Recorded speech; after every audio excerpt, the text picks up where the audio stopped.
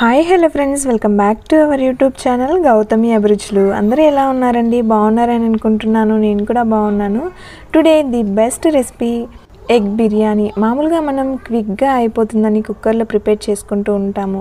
బాస్మతి రైస్తో చేస్తున్నప్పుడు ఒక్కోసారి పలుకుగా రాకుండా మెత్తగా రావటం అలా జరుగుతూ ఉంటుంది.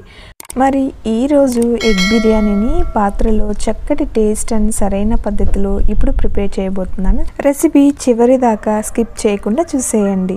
అలాగే నా రెసిపీస్ కనుక మీకు నచ్చినట్లయితే తప్పకుండా సబ్స్క్రైబ్ చేసుకుని లైక్ చేసి పక్కనే ఉన్న బెల్ ఐకాన్ని కూడా క్లిక్ చేయండి.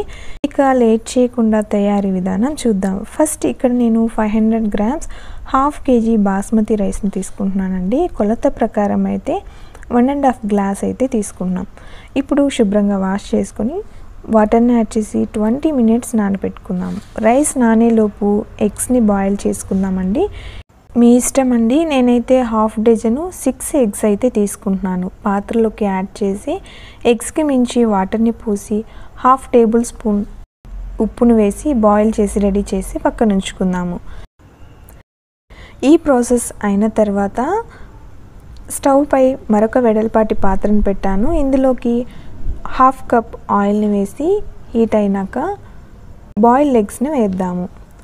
స్టవ్ లో ఫ్లేమ్లో ఉంచి ½ teaspoon పసుపు, ½ teaspoon సాల్ట్, ½ స్పూన్ అల్లం వెల్లుల్లి పేస్ట్, కొద్దిగా కరివేపాకు అండ్ 2 పచ్చిమిర్చిని సన్నగా తురిమి ఈ ఎగ్స్లలోకి వేసి ఈవెన్గా లో ఫ్లేమ్లో 2 minutes ఫ్రై చేసుకుందాము. ఇలా ఫ్రై అయ్యాక ½ స్పూన్ కారం వేసి ఎగ్స్కి పట్టేలా ఈవెన్గా ఫ్రై చేసుకొని ప్లేట్లోకి షిఫ్ట్ చేసి రెడీగా ఉంచుకుందామండి. ఇలా ముందుగా ఎగ్స్ని ఫ్రై చేసుకోవడం వలన ఉప్పు కారం ఫ్లేవర్స్ అన్నీ కూడా ఎగ్స్కి పడుతుంది.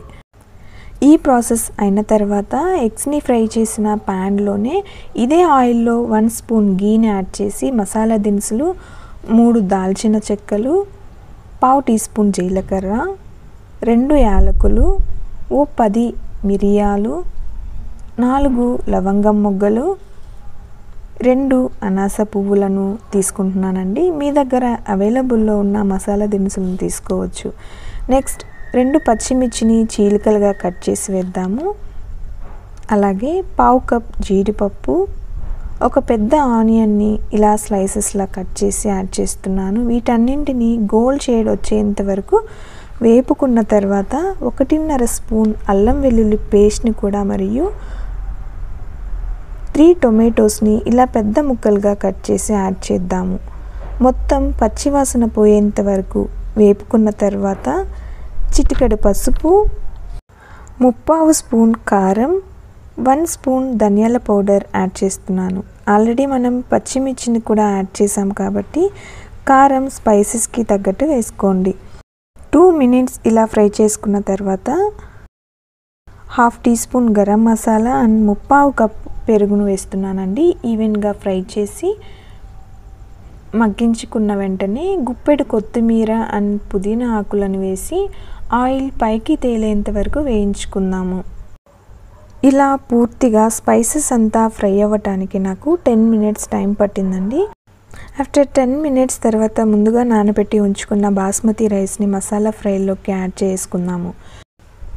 కొలత ప్రకారం 1.5 గ్లాస్ రైస్కి 2 glasses వాటర్ని యాడ్ చేస్తున్నానండి. ఆల్రెడీ మనం 3/4 కప్ పెరుగును యూస్ చేసాం కాబట్టి 2 glasses వాటర్ సరిపోతుందండి. పైగా మనం ముందుగా రైస్ని కూడా నానబెట్టాము కనుక రైస్ త్వరగా కుక్ అయిపోతుంది. ఇప్పుడు ఓసారి మసాలా వాటర్ అంతా రైస్కి పట్టేలా కలుపుకొని మూత క్లోజ్ చేసి 10 minutes మీడియం ఫ్లేమ్లో కుక్ చేసుకుందాము. ఆఫ్టర్ 10 minutes తర్వాత ఓపెన్ చేస్తున్నాను. చూడండి, రైస్ హాఫ్ బాయిల్ అయింది కదా అండి. కింద నుంచి రైస్ని ఓసారి ఈవెన్గా కలుపుకొని ఈ స్టేజ్లో మనం ముందు ఫ్రై చేసి ఉంచుకున్న ఎగ్స్ని రైస్ పై ఉంచి ఇలా ప్రెస్ చేసి కొద్దిగా కొత్తిమీర అండ్ పుదీనాను వేస్తున్నానండి. అలాగే 1 స్పూన్ గీని కూడా యాడ్ చేసుకొని లో ఫ్లేమ్లో ఇంకో 5 minutes కుక్ అయితే మనకు పర్ఫెక్ట్గా రైస్ బాయిల్ అయిపోతుంది. చివరిగా ఫ్రైడ్ ఆనియన్స్తో గార్నిష్ చేసుకుని స్టవ్ ఆపేద్దాం. ఇప్పుడు రైస్ ఎలా కుక్ అయిందో చూపిస్తున్నాను చూడండి. పర్ఫెక్ట్గా కుక్ అయింది కదా అండి. రైస్ని కలుపుతున్నాను చూడండి ఎంత పలుకగా కుదిరిందో. అంతేనండి, ఎగ్ బిర్యానీ రెడీ.